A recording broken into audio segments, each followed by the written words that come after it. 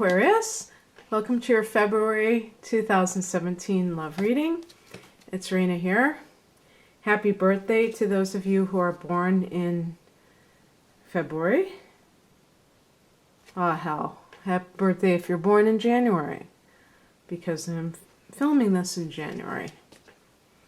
So, happy birthday.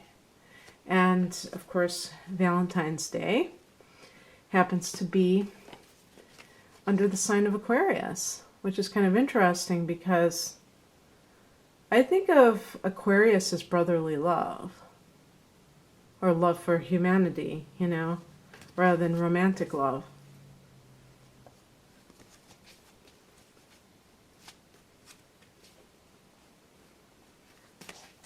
All right.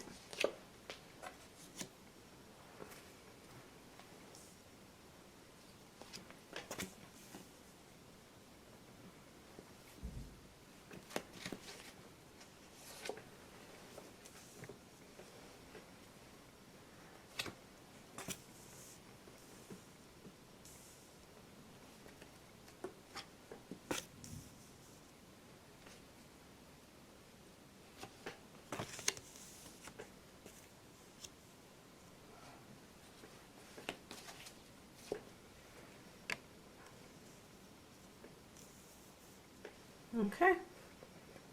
All right. All right. So you have some, I was going to say you have a couple of cards that are, I was going to say kind of heavy, challenging, but it can speak to also the type of person that you're dealing with as well. Because if you've learned anything about the tarot, you know that each of the suits, and of course there are pentacles, and there are swords, and there are cups, and there are wands, relates to each of the elements in astrology. So you have here a representation of the earth element with the pentacles, and we've got like some swords cards, so that's air, and you're an air sign. And we also have a fire element. The fire element is in the challenge position. So this might be a person that is in your life that is posing a challenge, okay? I said I picked the Seven of Wands. And this could be an Aries, Leo, or Sagittarius. Leo being your opposite sign. So let me look at this just 1 second.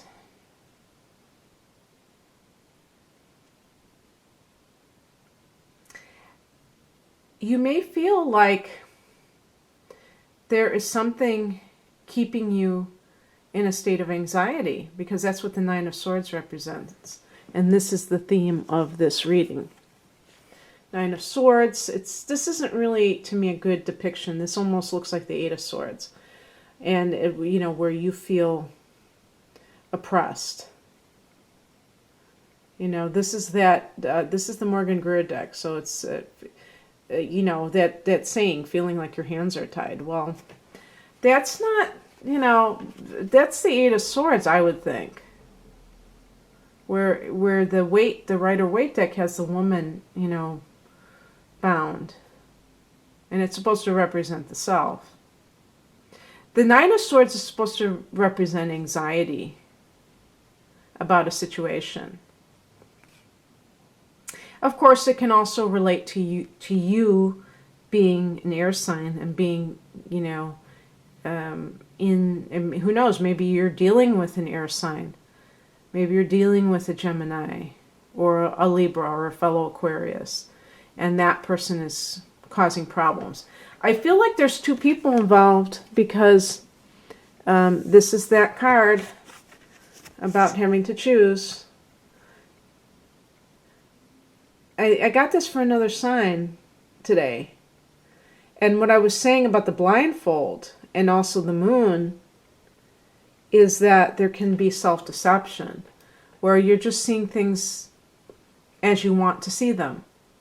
This is particularly true if you have a prominent Pisces, if you have a moon in Pisces, for instance, where you just kind of create your own spin on whatever's happening, and you see what you want to see and believe what you want to believe, including, you know, with the moon, it could be other people's deception. And I did get the moon too here. It's other people lying sometimes. But it can be you lying to yourself too. But there's a choice. What I would see in this particular scenario, and again, this is a general reading. Please, I think I did speak to someone or write to somebody who was an Aquarius who was, you know, saying that I didn't get it right, you know. And I got a little sarcastic because, you know, that's just how I roll. But it is a general reading. Some of this may apply, some of it may not. It's just symbolic. Look at it that way, and you'll enjoy a lot more. I know I do.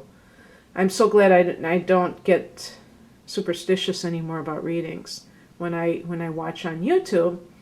And I got myself out of that habit because, you know, it can be very uncomfortable if you're dealing with a reader who has a negative bent, who, you know, sees catastrophe and everything.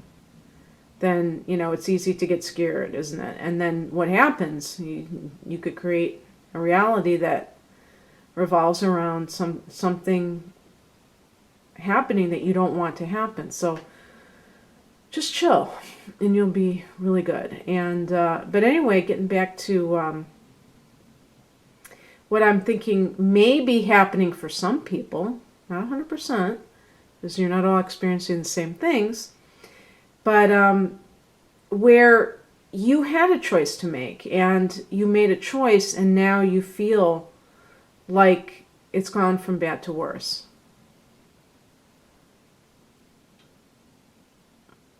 Or maybe, you know, it's not like this progression. Maybe you are at a stalemate, either with another person or with yourself, about what to do. And that very situation is causing you to feel a sense of oppression.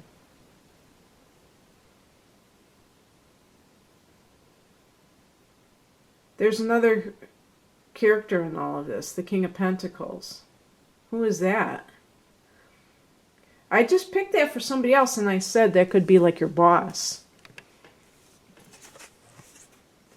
And this one particularly because of the pentacles, you know, that could be somebody, you know, the company, the head honcho.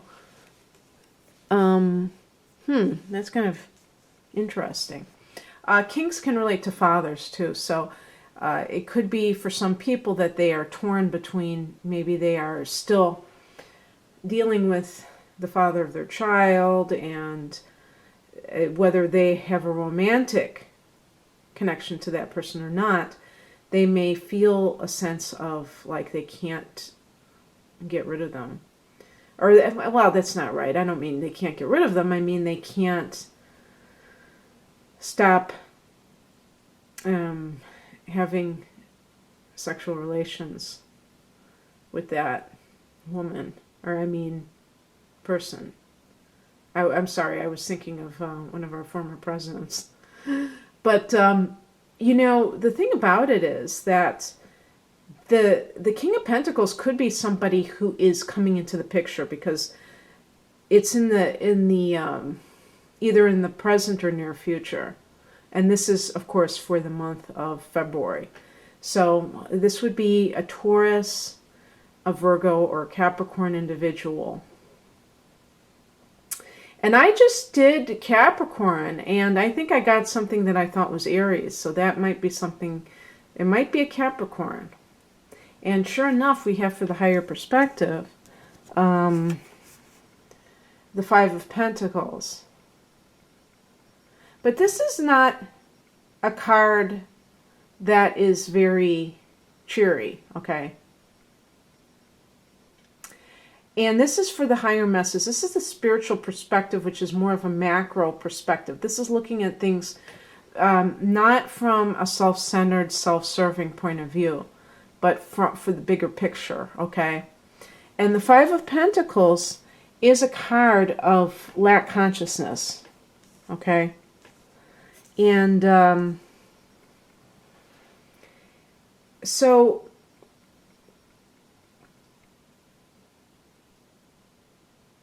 it could be a situation where there's somebody that maybe this person, the King of Pentacles individual, if this is somebody, now this could be somebody that you're already involved with, and it might be part of a choice that you have to make, because you got that too in the past position. Either a choice, it would be more a choice that, you know, you've been agonizing over, or a choice you made that did not go the way that you had wanted it to go. And you know, in that scenario, it could have been that you chose someone based on the fact that they made a lot of money. And the Five of Pentacles is showing that lack consciousness led you.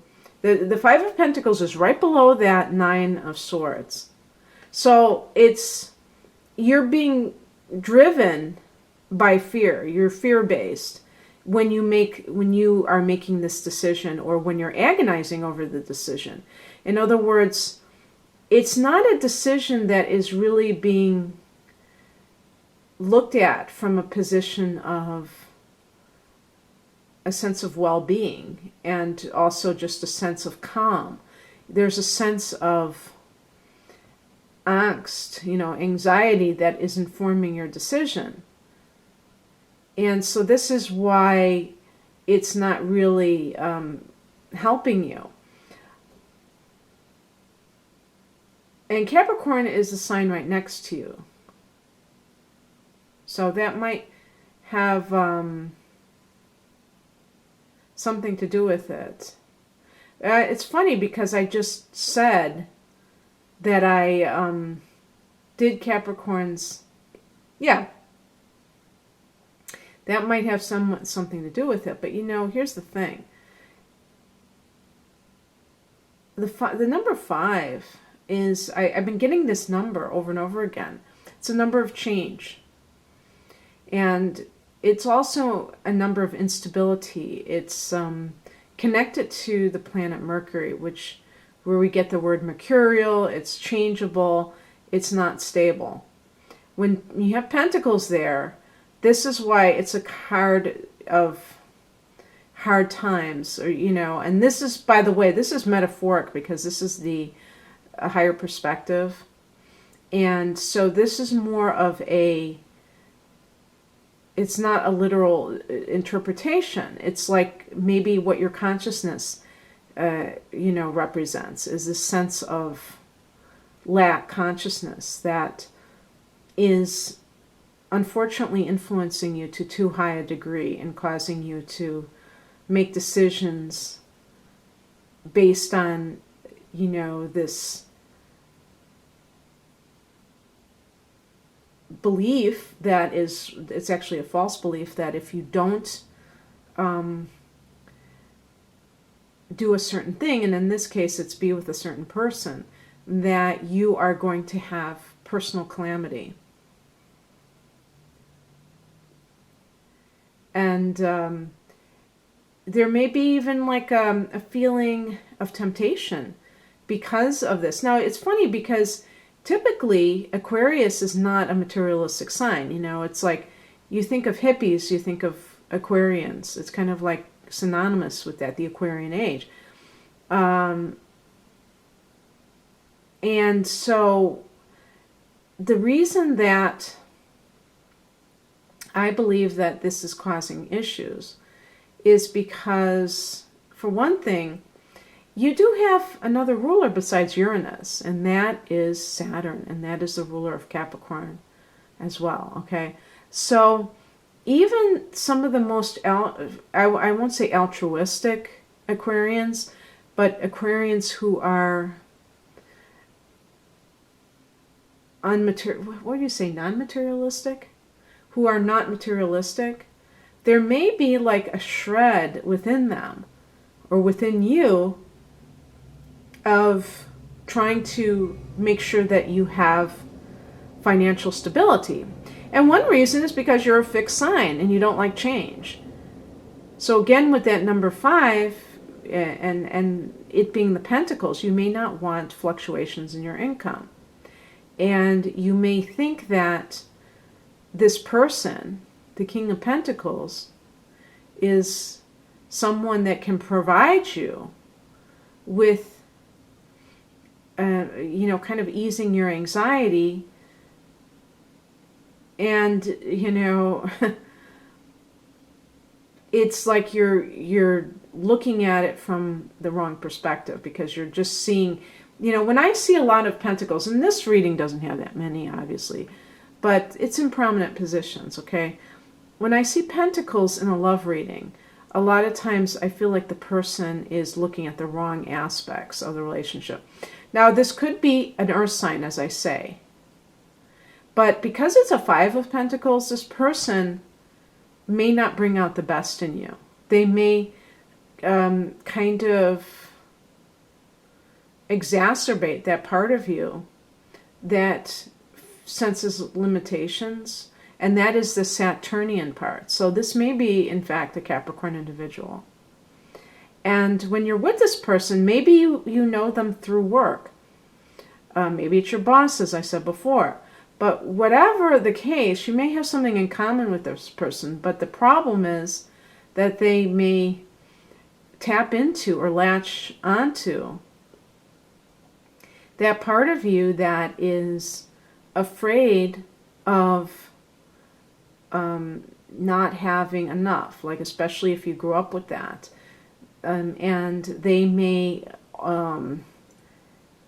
what's that word? They can kind of like emphasize that aspect of life, because they, the shadow side of Capricorn is, there is like a fear-based lack consciousness and a pessimistic attitude. And they may bring, and to tell you the truth, I think that's another thing too with the 5 of Pentacles. It's almost like an anti-spiritual pessimism. Because actually, and this card is the most bizarre card. I think this is, everyone likes the Morgan Greer deck, it seems, because of the beautiful illustrations. But this is like my pet peeve. One of them is the 5 of Pentacles. It's such a bizarre depiction. I prefer so much more the Rider-Waite, where they have, the people dressed in rags, and then they have the stained glass behind them. And that's supposed to indicate that, they're neglecting their spiritual side. And so, in going along with that as the spiritual message, it could be that, you're picking a relationship based on things other than a spiritual connection. And, sometimes air signs are too much in their heads and analytical, to the point where they may not feel that they need God at all, that God is just kind of like irrational. And when you get to that stage, you can talk yourself into just about anything, So that's one of the reasons why it can kind of permeate every area of your life, including your love life, where it's not really serving you. The challenge is the 7 of Wands. So one of the things I had said was that there may be a problematic fire sign involved. And that may be one of the people that is part of your choice if you do have 2 people represented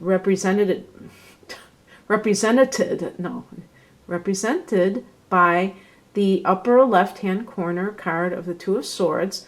if there are two people that you feel that you have to choose from, one of them may be a fire sign, but this person may be problematic because they are putting you in a position where you always feel attacked. You know, the seven of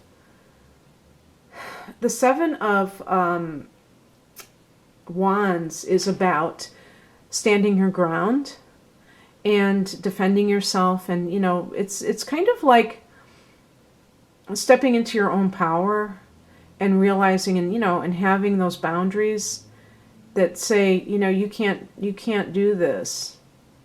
This isn't acceptable anymore. You know, I let you do this before, but it's over with now. And it can be very empowering, but when it's in the reverse position, it can be that you don't feel that sense of power. This other person may be, who knows, they may be getting inside your head so that your defenses are down. And, you know, when somebody is that manipulative, you know, I was even thinking, you know, with those two swords cards on top, that somebody, and it could, who knows, they could have fire and air in their chart. The air signs can be manipulative on an intellectual level. They can, you know, like a lawyer is somebody who manipulates with words. So you can get somebody, if you have an air sign person who's causing you problems, and maybe they are doing psychological operation on your mind, and they know what makes you tick and how to distort things. That may be what's causing your anxiety. And this card could, I think that one could be also a sense of a lack of self-esteem that is keeping you in that position in the first place. And so you may feel defenseless. You may feel like you don't have a leg to stand on because for some reason, you're in a vulnerable place. The advice is the Moon card. This may not be so much active advice as it is that something will come to a head. We are having, oh, this is a good one. On February 10th, there's going to be a lunar eclipse, and this will be in your 7th house of long-term relationships at 22 degrees of Leo.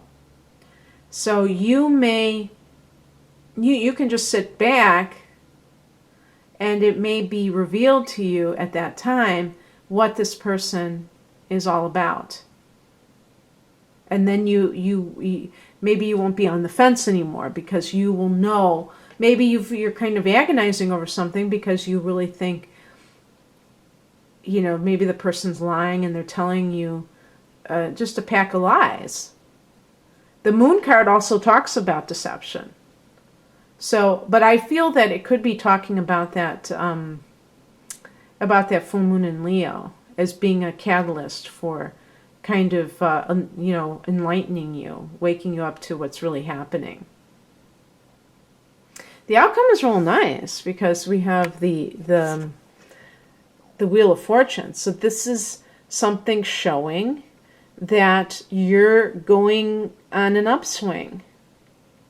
So maybe that full moon will be kind of like a closing of a chapter, and then you will be getting into a place where you are now ready to move on and move into better situations and attract a lot better. That Wheel of Fortune is right next to that Five of Pentacles. You know, that is a study in contrast. One is like complete feelings of limitation, and the Wheel of Fortune is connected to Jupiter. So that's a feeling of expansion. And we have Jupiter in Libra, so there may be a Libra person, and that, or maybe just the Libra transit, which makes a trine aspect, an easy flow aspect to you from the 9th house, maybe that is somehow figuring into this as well. The ninth house is the house of Sagittarius, but also higher learning and travel. So maybe you will have something occur there, maybe through travel or through university, that can impact your love life in a positive way as well. So I hope you enjoyed this, Aquarius. If you'd like a private reading, please click on the link below. Otherwise, have a great February. Bye.